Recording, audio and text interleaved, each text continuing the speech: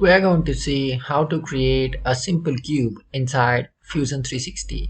Go to the sketch plane, select the ground face and select the rectangle icon in the drop down. You can also see the rectangle in the drop down in 3 to 2-point rectangle, 3-point rectangle and the center rectangle. I'm going to use the 2-point rectangle, place at the origin and create some random dimension to the rectangle, and by pressing OK, you'll stop sketching with the rectangle and press D in the keyboard to dimensionate the rectangle.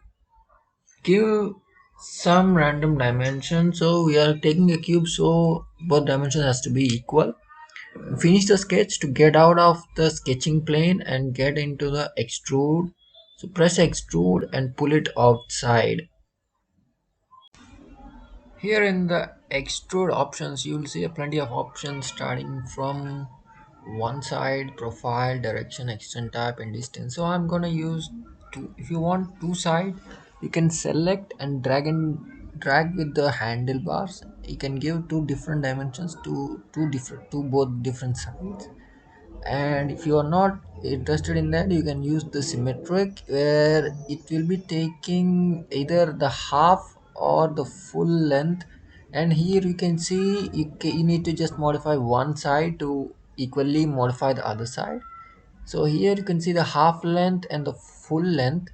So if you use full length, you need to give only one direction from the top to bottom of the cube. So I'm giving here 50 and press OK. Now the cube is ready in the Fusion 360. You just made your first design on Fusion 360. Now I'm going to apply a material to this.